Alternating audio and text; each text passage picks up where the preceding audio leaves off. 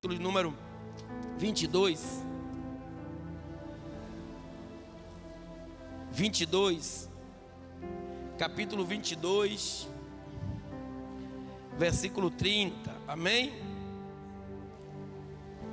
O livro de Ezequiel, igreja, se divide em 5 partes. A primeira parte é a visão e o chamado do profeta. A segunda, o juízo de Deus sobre Judá. A terceira, o juízo de Deus sobre as nações, que é a que nós vamos tratar hoje, sobre as nações. A quarta, a queda de Jerusalém e as promessas do Senhor. A quinta, a profecia contra Gog. Amém? E esse livro que nós vamos ler hoje, o 22º livro de Ezequiel. Ezequiel é o quarto profeta dos profetas maiores. No ano 597, Ezequiel, ele estava estudando, era de uma família sacerdotal, ele ia ser sacerdote. Olha como Deus faz. Sacerdote é aquele que pega do povo para levar para Deus. Profeta é aquele que pega de Deus para trazer para o povo. Ele estava estudando para ser sacerdote. Pode sentar, Zenilda Maival. Quando o mundo chega aí, vocês ficam ligados. Pode sentar aí perto. Sente perto da porta, quando ele chegar aí, vocês vão. É lei para um, lei para todo. Quando entrar, a senhora vai lá olhar, fica aí pertinho. E ele fica pertinho daí, ó, Dara aí. Ele fica olhando daí. Então, no ano 597 a.C., a Bíblia vai dizer que eles são levados cativos. A Babilônia tinha 30 anos. Alguns historiadores dizem que tinha 30 anos a idade de Ezequiel, quando ele foi levado a cativo, mas 10.000 judeus junto com eles para lá, para a Babilônia. Só que Ezequiel não perdeu a essência, ele não perdeu o contato com Deus. E no 5º ano do rei Joaquim foi quando aconteceu isso. Ele ali no rio Quebar pegando água, Deus mostrou a ele a primeira aparição de um querubim, os anjos de Deus. E ele dali por diante tornou-se um profeta de Deus. E a Bíblia vai dizer que nesta época que nós estamos agora, e nós vamos abordar, acharam o versículo 30 do capítulo 22? É o juízo de Deus sobre as nações. E olhe que tem uma, similaridade muito grande com o que nós estamos vivendo agora. Eu estava lendo esse livro todo, e há um encontro deste povo com esta geração, daquela geração com essa geração em que nós estamos vivendo. Versículo 30 diz assim: e busquei, capítulo 22, versículo 30. Achou? E busquei dentre eles um homem que estivesse tapando o muro e estivesse na brecha perante mim por esta terra, para que eu não a destruísse, porém a ninguém achei. Aí o tema dessa pregação é o homem que Deus procura. E esse capítulo 22, ele se divide em 3 oráculos, de 1 até o 16 é o primeiro, de 17 até o 22 o segundo, e de 23 até o 31 o terceiro. Todos eles iniciam assim: e veio a mim a palavra do Senhor dizendo. No capítulo de número 1, ou no capítulo, versículo número 1, e vou ler junto com vocês do capítulo 22. Deus está tratando dos sangues derramados naquela terra, da violência. Naquela época, aquela cidade, o povo judaico, estava completamente apostatado da fé, como nós sempre dizemos aqui, como estamos nessa geração de hoje. O filho não respeitava o pai, não respeitava a mãe, as sogras não se davam bem com os genros, as noras não se davam bem com a sogra. Era uma falta de respeito e uma violência terrível naquela época. Olha o que Jesus disse, o próprio Deus diz: e veio a mim a palavra do Senhor pela boca de Ezequiel, dizendo: tu, pois, ó filho do homem, Porventura julgarás a cidade sanguinária? Faze-lhe conhecer, pois, todas as suas abominações. E diz: assim diz o Senhor Deus: ai da cidade que derrama sangue no meio de si, para que venha o seu tempo, que faz ídolos contra si mesma, para que, louvado seja Deus, se contaminar. Ou seja, a palavra que Deus estava derramando em Ezequiel naquela época é a mesma palavra que Ele derramaria hoje em nossa geração, em relação à violência, à falta de respeito, à fornicação, à prostituição, à idolatria. Porque, não obstante a isso, nos versículos seguintes vai falar sobre a idolatria, sobre a profanação dos altares de Deus, e o povo estava vivendo absolutamente contrário a tudo aquilo que tinham aprendido de Deus. Mas só que Ezequiel se diferenciava em relação àquele povo, porque ele ouvia a voz de Deus, e não só obstante a ouvir a voz de Deus, ele dava ouvidos à voz de Deus. Porque no capítulo 22, versículo 18, a cidade estava completamente corrompida, idólatra, e nós estamos vivendo nesta geração. Eu falei na estante aqui propositalmente sobre o Bahia e sobre o Vitória, porque são algo simbólicos que usam seus símbolos e atraem milhares e milhares de pessoas, assim como em todo o mundo, em todos os esportes, na maioria deles, através do futebol, como nos Estados Unidos, futebol americano. E o povo tem se perdido em meio a tanta concupiscências carnais e a iniquidade que vai se assolando de geração em geração, em década, melhor dizendo, das quais nós estamos vivendo. Então, quando Deus ele chama a atenção de Ezequiel, porque Ezequiel estava intervindo por aquele povo, porque Ezequiel estava buscando, mas o povo estava de uma maneira completamente corrompida. E não é muito diferente nos dias de hoje. E Deus tem se desgastado desta geração. Ai, se Deus não estiver falando lá em cima, que Ele está procurando entre milhões de crentes para que possa representar Ele na terra. E como é que nós estamos vivendo com Deus nessa geração? Porque muitas vezes achamos que estamos fazendo a vontade de Deus, mas na realidade estamos fazendo a vontade do homem. Muitas vezes pensamos que estamos agradando a Deus, mas na realidade, em muitas etapas, estamos agradando o homem e não estamos agradando a Deus. E Deus, quando Ele quis buscar um homem para liderar o teu povo, quando estava aprisionado no Egito, Ele pegou Moisés. Quando Ele quis um homem para, louvado seja Deus, entre as nações que se diferisse de outras famílias, Ele chamou Noé.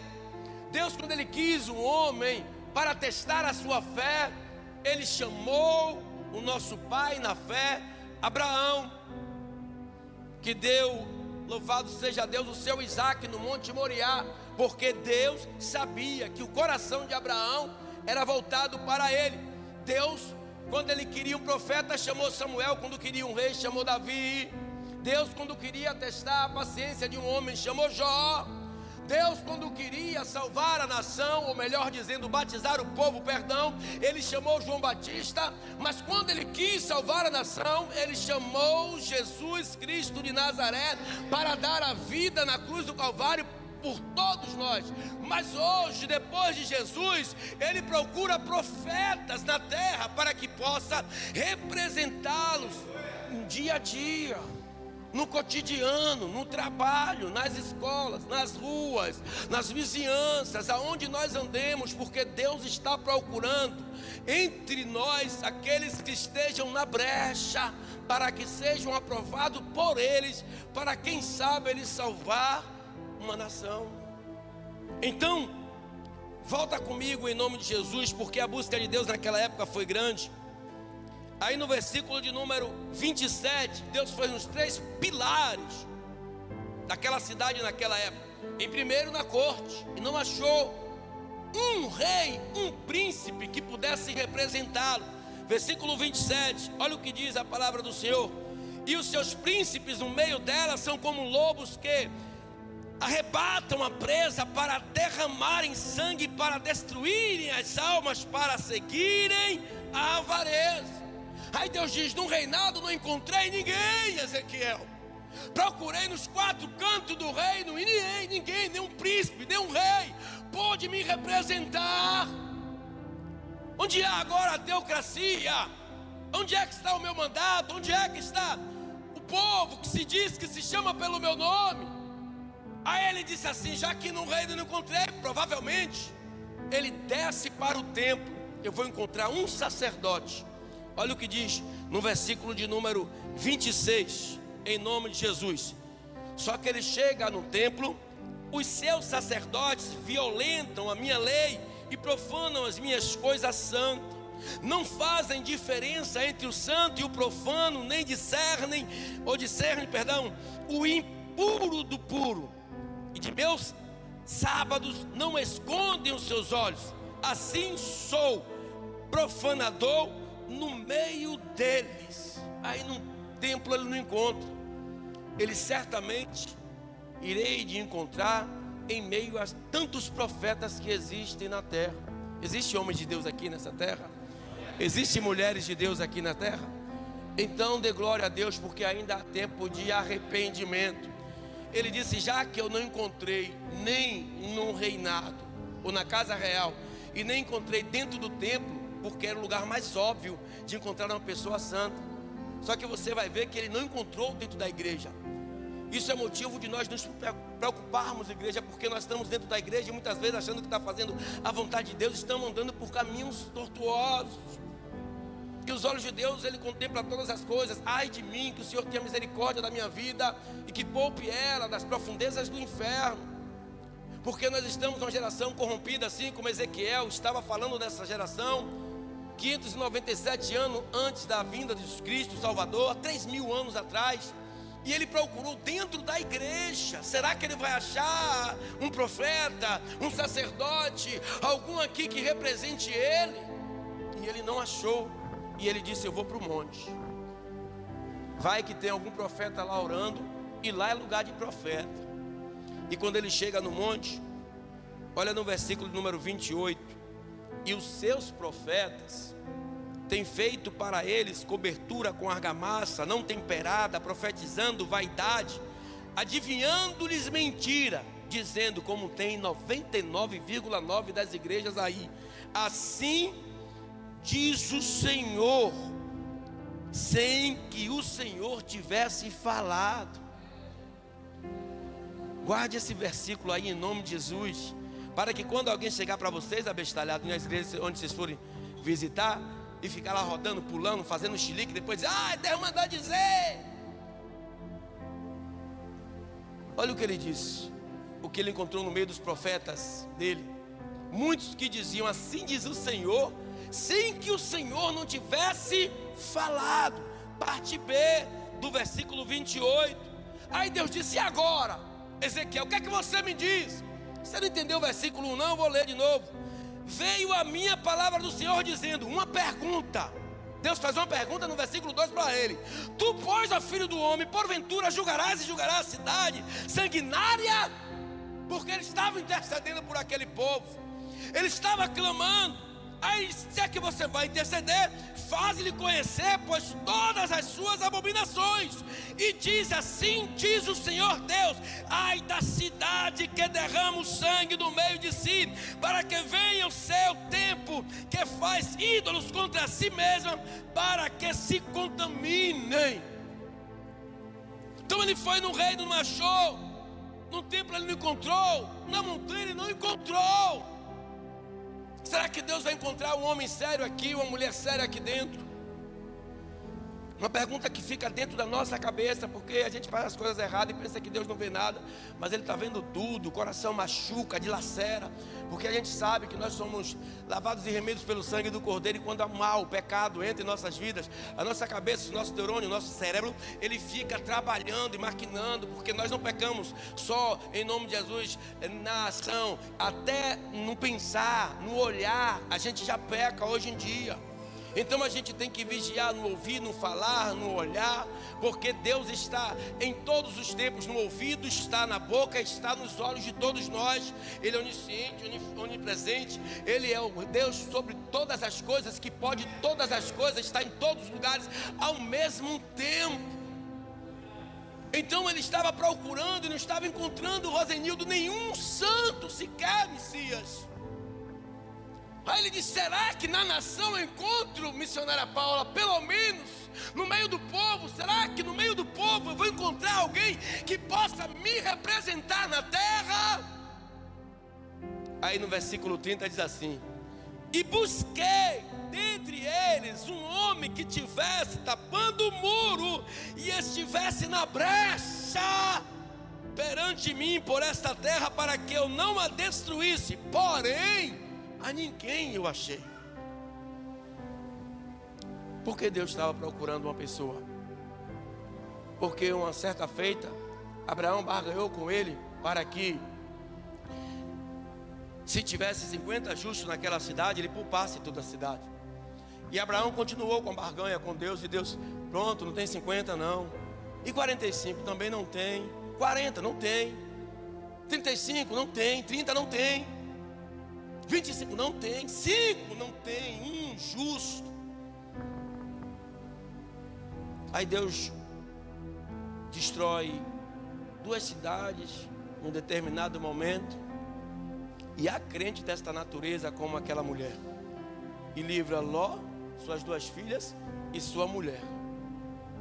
Entre 2 cidades com mais de 300 mil habitantes, só 3 pessoas foram salvas do fogo que Deus derramou para aniquilar aquelas 2 cidades: Ló e suas 2 filhas. Porque a sua mulher olhou para trás, talvez, quem sabe, lembrando do fogão, da geladeira, falando nos dias de hoje, do celular que deixou lá e queria voltar para pegar.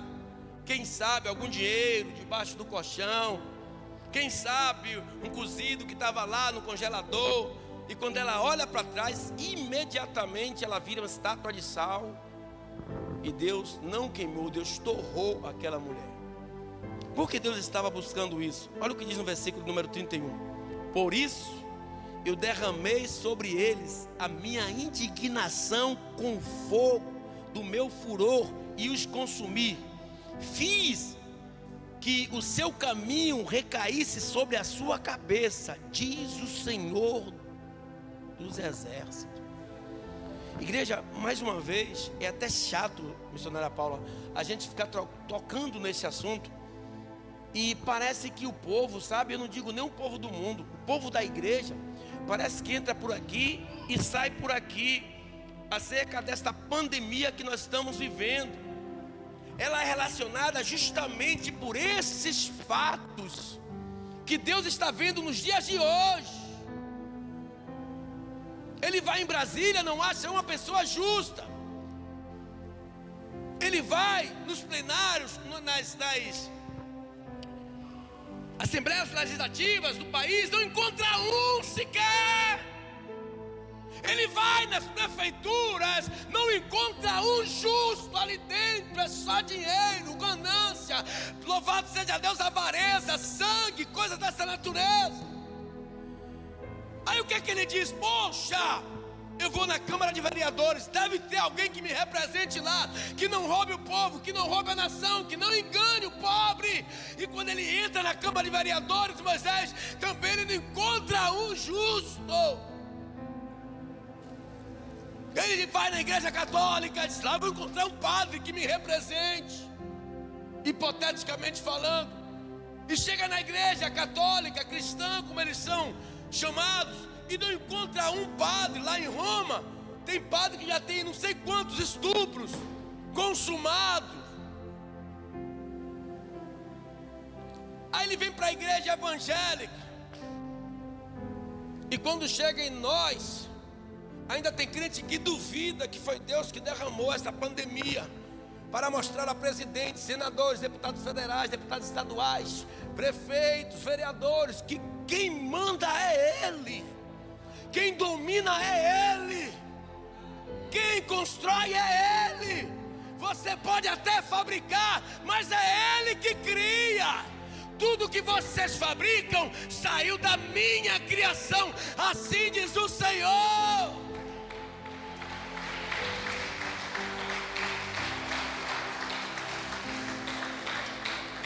Quando ele chega dentro das igrejas, a igreja é caída, morta, corrompida, prostituída.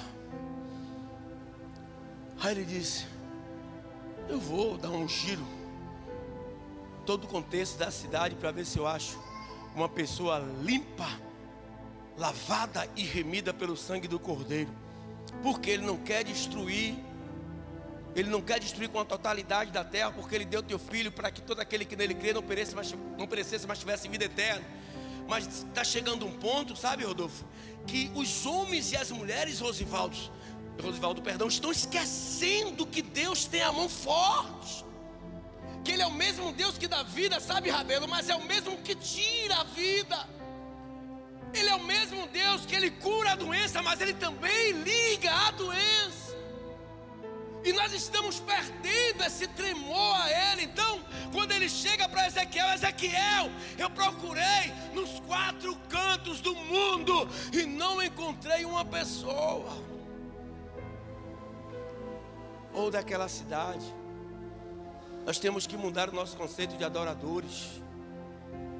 Não temos que nos igualar à igreja. Naquela época que Elias estava ali profetizando, Elias, ele consegue matar 450 profetas de Baal no Monte Carmelo. Ele consegue, André, ele diz: segundo a palavra cujo Deus que eu sirvo, que não vai cair nem chuva e nem orvalho durante 3 anos e 6 meses.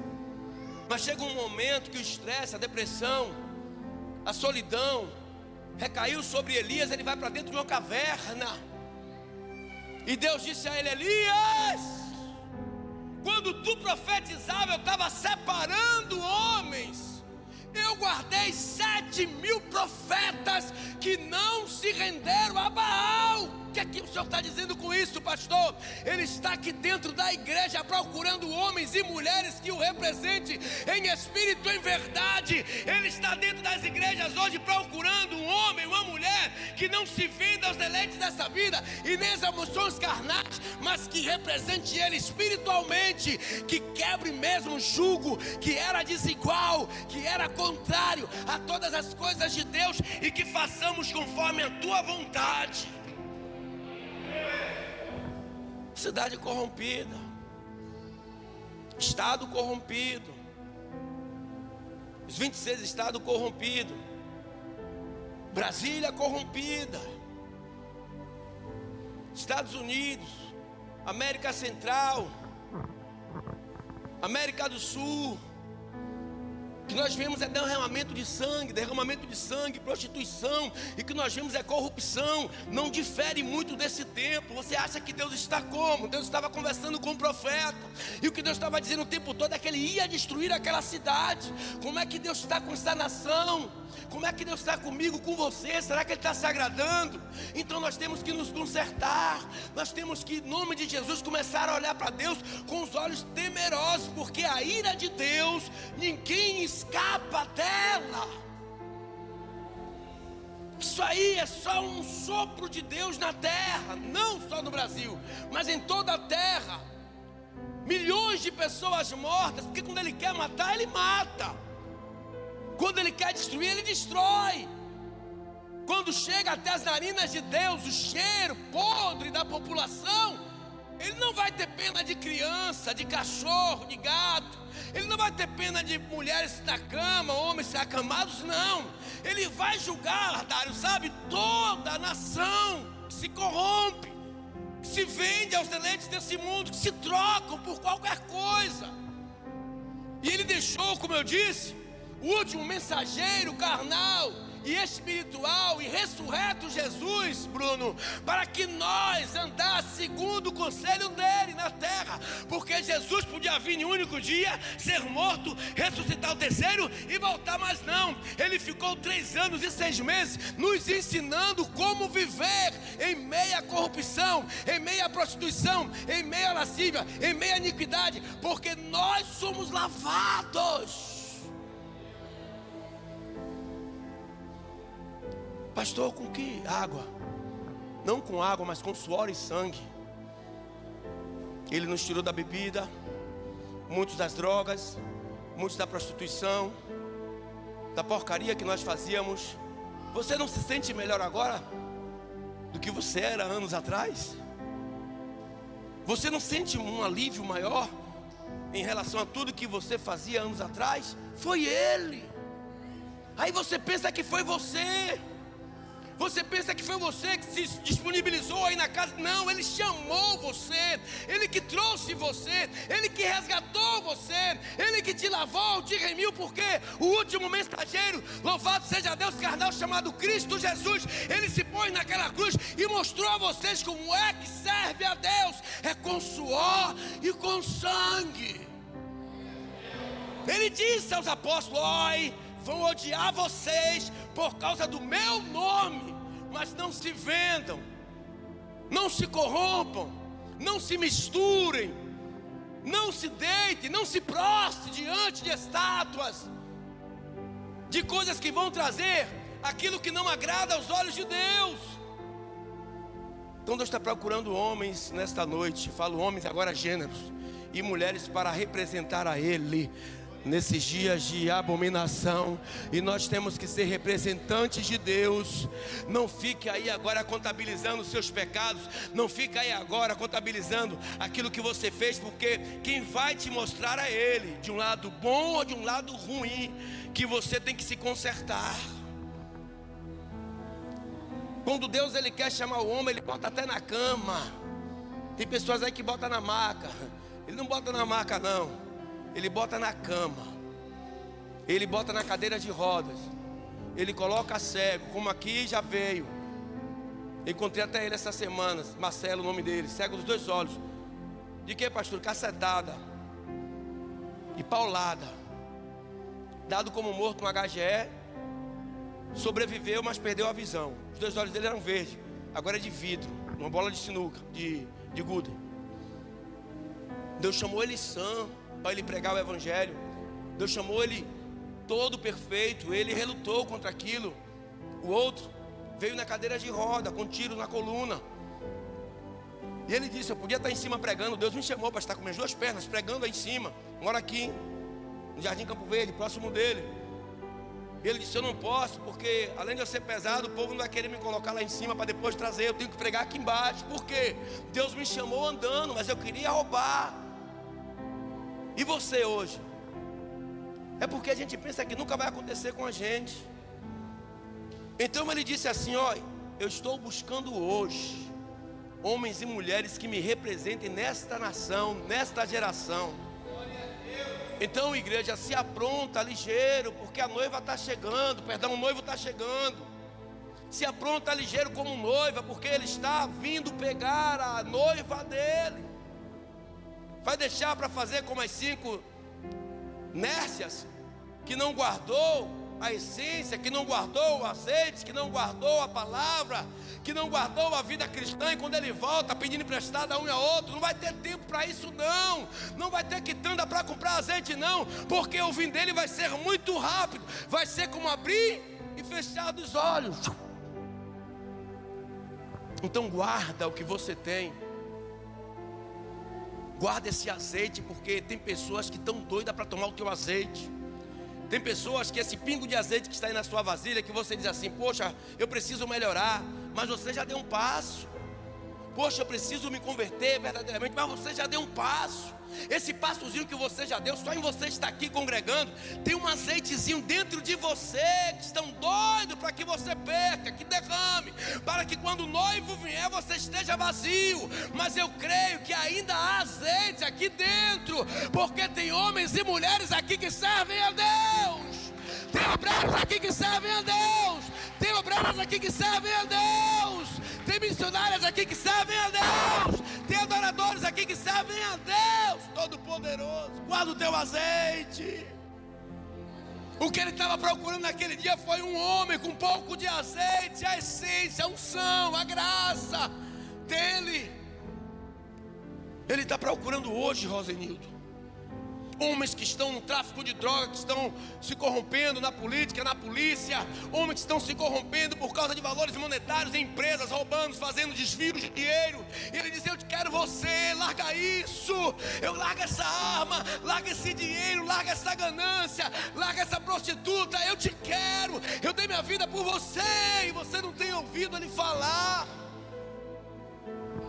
Ela mandará abaixo. Você acha que Deus queria ter esse tipo de conversa, Dário, com o profeta? Olha que conversa angustiante. Eu vou ler o contexto 26 até o 31 para que vocês entendam. Primeiro eu vou ler do 23. E veio a mim, que foi o último oráculo que ele escreveu, a palavra do Senhor dizendo: filho do homem, diz-lhe tu, és uma terra que não está purificada e que não tem chuva no dia da indignação. Conspiração dos seus profetas há no meio dela, como um leão que ruge, que arrebata a presa. Eles devoram as almas, tomam tesouros e coisas preciosas, multiplicam as suas viúvas no meio dela. Os seus sacerdotes violentam a minha lei e profanam as minhas coisas santas. Não fazem diferença entre o santo e o profano, nem discerne o impuro do puro. Dos meus sábados escondem seus olhos, e assim sou profanado no meio deles. Os meus príncipes, ou os seus príncipes, perdão, no meio dela, são como lobos que arrebatam a presa para derramarem sangue, para destruírem as almas, para seguirem a avareza. E os seus profetas, o que dizer? Tem feito para eles cobertura com argamassa não temperada, profetizando vaidade. Olha aí, dá uma pausa aí. Profetas que estão se enriquecendo, como eu falei aqui essa semana, ficando milionários, pregando a palavra de graça a receber, de graça a você. Libera a palavra. Homens com jatinho, com iate, eu não vou cansar de dizer. Pessoas que estão no deleite, gozando da palavra de Deus, para fazer coisas para si. Não sou eu que digo, mas é a palavra. Seus profetas têm feito para eles cobertura com argamassa não temperada, profetizando vaidade. Aí no meio dele tem uns adivinhadores, que ele diz aqui, ó, depois da vírgula: louvado seja Deus, adivinhando-lhes mentira, dizendo assim diz o Senhor Deus, sem que o Senhor tivesse falado, fazendo da casa de Deus barganha, fazendo da casa de Deus como se fosse um palco político, Moisés, ou um palco para a apresentação de homens e mulheres cheios de pecados, e dançam e pulam e dizendo que Deus mandou, sem Deus mandar nada, para agregar homens e mulheres dentro da igreja. E Deus disse: imagina se naquela época estava assim, missionário, imagina hoje, pelo amor de Deus. Quantas pessoas chegam para mim dizendo que Deus mandou? Deus mandou o quê, meu irmão? Tantas profecias que não se cumpriram, porque Deus não falou.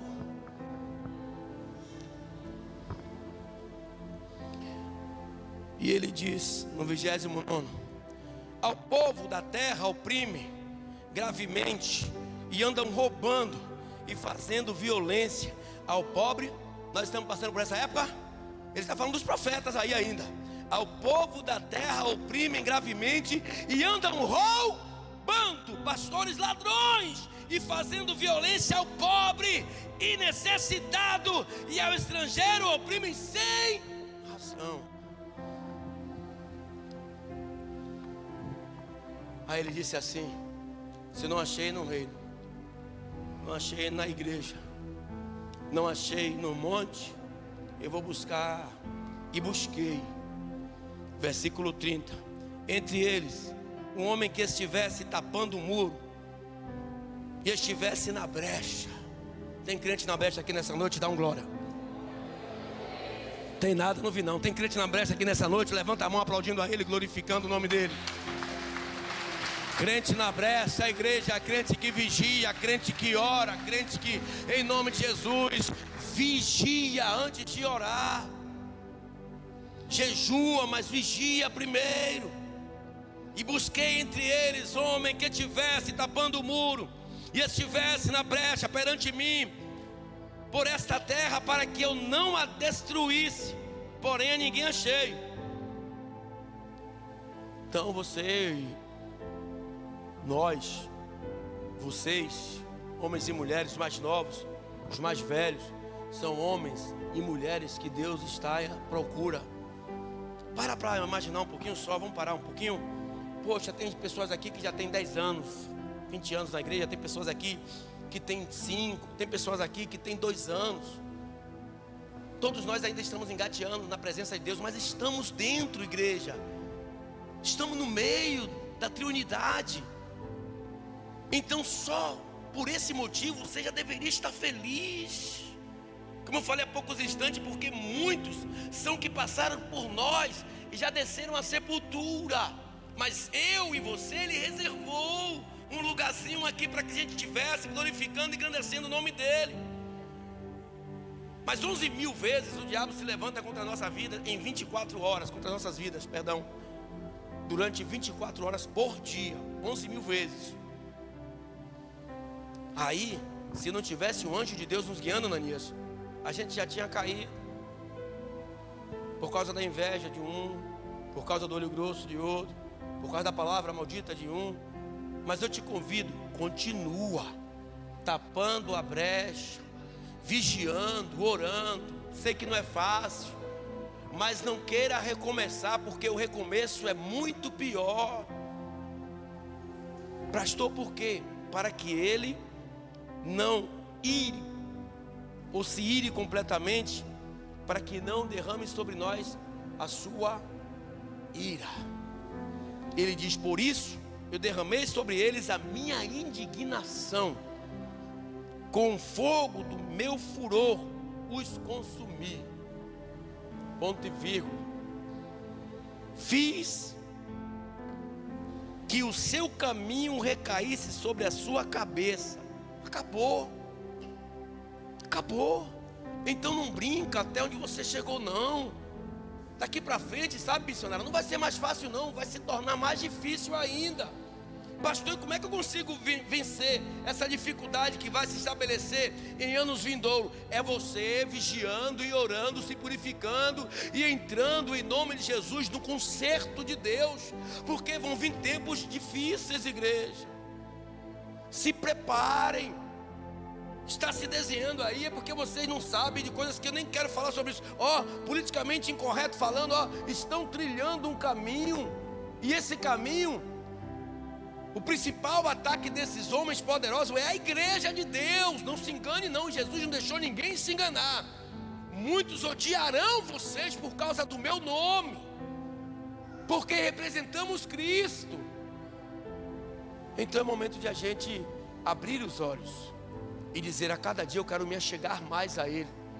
Porque essa intimidade, o homem era sacerdote, família sacerdotal, estudando no meio de pessoas inteligentíssimas, líderes inteligentíssimos. O que acontece? Ano 597 ele vai preso com mais 10.000 judeus para a Babilônia. Chega lá, ele não se vende. Aí Deus chega no rio Quebá, está lá no capítulo 1 até o capítulo 3, Deus falando com ele, ou seja, ele tornou-se um profeta, um homem com intimidade com Deus, um homem de sinceridade com Deus, com responsabilidade com Deus, que não se vendeu, não profanou os altares de Deus, mas ele se converteu verdadeiramente ao Evangelho, à palavra. Ele se tornou um doutor de Deus, um profeta do Senhor. Então, muitas vezes passa pela cabeça de algumas pessoas em querer regressar, né? Porque as coisas não estão acontecendo, porque as coisas estão difíceis. Agradeço a Deus por vocês terem nascido brasileiro, com toda a miséria que há em nosso país, né, Paulo? Eu já falei aqui, 53 continentes africanos, 53, Jamaica, Guiné, Nova Guiné e tantos, 53 deles só 2 você pode falar de Jesus. Nos outros, se você falar, você morre, você e sua família. Da mesma forma na Ásia Menor. Então nós estamos num país, liberdade de expressão, de crescer. Você tem possibilidade de crescer espiritualmente, só basta você querer. Só basta você dizer: poxa Senhor, eis-me aqui. Faz como Isaías, quando ele foi purificado, segundo a visão dele, que estava no meio de povo impuro, e habitava no meio de povos impuros lábios. Deus foi e derramou no lábio deles louvado seja Deus, uma pedra preciosa, uma tocha de fogo que veio, louvado seja Deus, uma brasa, e pousou sobre a boca de Isaías. Então hoje ele está procurando homens e mulheres dessa mesma natureza. Não vim para a igreja e ficar com o braço cruzado. Teve irmão aqui que eu não vou, em nome de Jesus, falar aqui, mas pastor, o que é que eu faço? Olha que pedido maravilhoso. Não é obreiro nem nada não. Me fala aí como é que eu faço. Puxa aí, meu amigo, você alegrou meu coração, imagino de Deus, para eu evangelizar no ônibus. Qual preparação que eu tenho que ter? Aí eu adverti ele de algumas coisas. Eu indiquei uma pessoa para ele, chamar ele, para ele não ir sozinho, porque se um cair o outro levanta. Quais são as dificuldades, pastor, que eu vou encontrar dentro de um coletivo pregando o evangelho? Olha para isso, isso é de pessoa que quer crescer. E eu já chamei essa pessoa para crescer, porque não precisou ele me mostrar não, porque Deus mesmo me mostrou. E não vai demorar a crescer. E está aqui em nosso meio. Esse é o verdadeiro adorador. Esse é o verdadeiro homem de Deus, que Deus procura. E você está aqui, meu amado, e quero te dizer nessa noite: Deus está de olho em você. Talvez você está aí sentado agora, talvez você disse: Deus me chamou para ficar no banco ouvindo a palavra. Não, Deus te chamou para coisas maiores, porque Deus, Ele olha de dentro para fora. Isso é uma pergunta que agrada o coração de Deus, sem nenhum interesse, sem nenhuma ganância. Tem uns 4 dias que ele me perguntou isso. E sempre quando conversa, só conversa coisas concernentes às coisas celestiais. Imagina como é que está o coração de Deus. Enquanto muitos jovens se aperta a calça, ajusta tudo e bota um paletó, um sapato de jacaré, e quer estar em cima dos altares profetizando, falando daquilo que não vive. Tem homens de Deus que estão procurando realmente ganhar almas, não para a igreja, talvez que ele congregue, mas para o reino de Deus. Isso é que é importante. Seja em que igreja for, se for uma igreja séria, mas é para o reino de Deus. Enquanto outros ficam parados, estacionados no meio do caminho, enquanto outros tentam derrubar outros, enquanto alguns, sabe, Tiago, fica aplaudindo a miséria dos outros, enquanto alguns têm o prazer de destruir o ministério dos outros. Tem uns que se preocupam em ganhar almas para o reino de Deus. E se esse tipo de pessoa está aqui dentro, é porque Deus está nesse lugar. E eu me alegro com Deus por isso. Porque o primeiro crescimento do homem de Deus e mulher de Deus é enraizar-se, crescer para baixo. Porque quando sua raiz estiver segura, você pode subir, meu amigo, porque aquele que te chamou garante. Porque ele sabe que você não está procurando aplausos, você não está procurando vanglória, você não está procurando conhecimento de homens e mulheres, não, você está procurando reconhecimento de Deus. E você está indo numa liturgia, ou no chamado de Deus, perdão, que é: buscai primeiro o reino de Deus e a minha justiça, e todas as outras coisas eu vos acrescentarei. Então é assim que Deus estava naquela época com aquele povo. Tem uns que dizem: eu sou muito jovem, não dá para mim não. Tem outros que dizem: eu sou mais velho, não dá para mim não, nada dá. Aí tem outros que dizem: pastor, eu estou na idade, mas sabe, né, eu estou naquela ainda oscilando um pouco. Sempre tem uma contra-conversa para deixar de pôr a mão no arado. Mas já tem uns que não. Como é que eu faço? Está aqui gravado no meu celular. Como é que eu faço para evangelizar nos coletivos? Me conte aí quais são os preparos. O que é que eu vou encontrar lá? Falo por 2 motivos. Porque um, o senhor já foi motorista de coletivo, e outro porque o senhor é pastor. O senhor tem experiência nisso. Então, joga um pouquinho dessa experiência para cá. Aí eu tenho o prazer de parar o tempo para responder. Porque uma coisa de um crescimento não natural, não carnal, não emocional, mas espiritual. Então não tem velho, não tem novo, não tem meia idade. Em todo tempo você pode trabalhar para Deus. Só basta você querer. Quando você quer, você faz. Só que nesta época, que tem uma similaridade muito grande com a nossa geração, Deus estava procurando homens dessa qualidade, não estava achando. Ele estava conversando com um profeta. Ele estava se declarando a um profeta. Para finalizar, eu vou ler aqui o 22, versículo 4, até onde Deus me ajudar. Pelo teu sangue que derramas, te fizeste culpada, e pelos teus ídolos que fabricastes, te contaminaste, te fizeste aproximarem-se os teus dias, e tem chegado o fim dos teus anos. Por isso eu te fiz opróbrio das nações e escárnio de todas as terras. Ou seja, todas as nações odiavam Israel nessa época.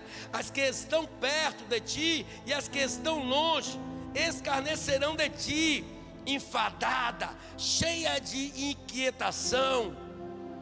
Eis que os príncipes de Israel, cada um conforme o seu poder, estavam em ti para derramarem sangue ao pai e à mãe, a desprezaram a ti para com os estrangeiros, usaram de opressão no meio de ti, ao órfão, a viúva oprimiram em ti, as minhas coisas santas desprezastes, os meus sábados, louvado seja Deus, profanaste. Homens caluniadores se acharam em ti para derramarem sangue em ti sobre os montes, comeram perversidade, louvado seja Deus, cometeram no meio de ti a vergonha do Pai, descobriram em ti a que estava, louvado seja Deus, imunda na sua separação, humilharam no meio de ti. Um cometeu abominação com a mulher do seu próximo, outro contaminou abominavelmente a sua nora, e outro humilhou no meio de ti a sua irmã, filha de seu pai. Presentes receberam no meio de ti para derramarem sangue. Usará os juros ilícitos, tomastes, louvado seja Deus, e usaste de avareza com o teu próximo, ou seja, prestando a juro, oprimindo nas mãos de mim, te esquecesse, diz o Senhor Deus. Eis que bati as mãos contra a avareza que comesse, e por causa do sangue que houve no meio de ti, porventura estará firme o teu coração? Porventura estarão fortes as tuas mãos nos dias em que eu trarei contigo? Eu, o Senhor, disse, e o farei, e espalhar-te-ei entre as nações, despedar-te-ei pelas terras, e porei termo à tua imundícia, e tu serás profanada em ti mesma aos olhos dos gentios, e saberás que eu sou o Senhor. Primeiro oráculo de Deus, do versículo 1 até o versículo 16. Aí ele continua indignando-se, louvado seja Deus, e veio a minha palavra do Senhor no versículo 17: Filho do homem, a casa de Israel se tornou para mim em escórias, todos eles são bronze, e louvado seja Deus, estanho e ferro, chumbo no meio do forno, em escórias de prata se tornaram. Portanto, assim diz o Senhor Deus: pois que todos vós vos tornastes em escórias, por isso eis que eu vos ajuntarei no meio de Jerusalém, como se ajuntaram a prata e o bronze, e o ferro e o chumbo e o estanho no meio do forno, para assoprar o fogo sobre eles, a fim de se fundirem a si, vos ajuntarei na minha ira e no meu furor, ali vos deixarei e fundirei, e congregai-vos-ei, e assoprarei sobre vós o fogo do meu furor, e sereis fundido no meio dela, como se funde a prata no meio do forno, assim sereis fundidos no meio dela, e sabereis que eu sou o Senhor. Derramei o meu furor sobre vós. Terceiro e último oráculo. E veio a minha palavra do Senhor, dizendo: filho do homem, diz-lhe: tu és uma terra que não está purificada, e que não tem chuva no dia da indignação. Conspiração dos seus profetas há no meio dela, como um leão que ruge e que arrebata a presa. Eles devoram as almas, tomam tesouros. Louvado seja Deus. E as coisas preciosas multiplicam as suas viúvas no meio dela. Os seus sacerdotes violentam a minha lei e profanam as minhas coisas santas. Não fazem diferença entre o santo e o profano, nem discernem o impuro do puro. E de meus sábados escondem os meus olhos, assim sou profanado no meio deles. Os seus príncipes no meio dela são como lobos que arrebatam a presa para derramarem sangue, para destruírem as almas, para seguirem a avareza. Os seus profetas têm feito para eles cobertura com argamassa, não, louvado seja Deus, temperada, profetizando vaidade, adivinhando-lhes mentira, dizendo: assim diz o Senhor Deus, sem que o Senhor tivesse falado. Ao povo da terra oprimiram gravemente e andam roubando e fazendo violência ao pobre e necessitado, e ao estrangeiro oprimem sem razão. E busquei dentre eles um homem que estivesse tapando o muro e estivesse na brecha perante mim por esta terra, para que eu não a destruísse, porém ninguém achei. Por isso eu derramarei sobre eles a minha indignação, com fogo do meu furor os consumi. Fiz que o seu caminho recaísse sobre a sua cabeça, diz o Senhor. Então, igreja, faz assim, ó: Senhor, aparta de mim este cálice, que eu me volte verdadeiramente para o Senhor, em corpo, em alma e em espírito, orando constantemente. Nós ficamos crentes não tão diferentes como os desta geração. Tira essa preguiça, igreja, tira essa avareza, o eu posso, tira esse orgulho, essa vaidade, esse ceticismo. Uma hora você está adorando a Deus, outra hora você está fraco, tem hora que está quente, tem hora que está frio, não sabe se está fraco ou se está forte, não sabe se está quente ou se está frio, fica morno. Deus disse que vomita você da boca dele se continuar assim. Está na igreja por quê? Para passar um tempo, para sair debaixo do sol? Não, nós estamos aqui por um motivo. E o motivo pelo qual nós estamos aqui chama-se Jesus Cristo de Nazaré. Pastor, por quê? Não porque ele necessite, sabe? Não porque ele precise, mas porque ele, andando no caminho dele, nós iremos alcançar a nossa salvação. Mas os crentes ficam assim, ó. Aqui eu estou vendo um bocado de assim, ó. Eu estou aqui pregando, o nome já levantou aqui, até eu estou olhando lá. Perderam, sabe-se, a fragrância, o cheiro da essência. Perderam o chamado. Tem trocado, sabe, o seu direito de primogenitura, de filho, por um prato de lentilha.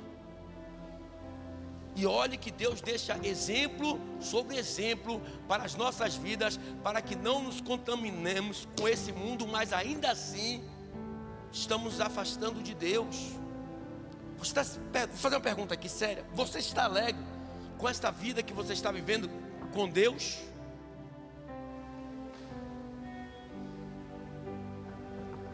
Nós temos que nos adequar a essa nova etapa da nossa vida. A Bíblia fala, Rodolfo, eis que as coisas velhas se passaram, eis que tudo se fez novo. As coisas velhas se deixaram para trás. Não carece mais ficar como Asaf no Salmo 73. Asaf, homem que escreveu os 12 ou 13 salmos, em um dos salmos ele começa a olhar a vida dos outros. Quem tem, quem não tem, por que faz, por que não faz. Aí no final da escrita, pode olhar no Salmo 73, ele começa a dizer: mas bom é viver com o Senhor, bom é servir ao Senhor, porque o meu tesouro não está atrelado a essa terra, mas sim nos céus. Então não fica olhando para crente preguiçoso não, senão você fica preguiçoso também.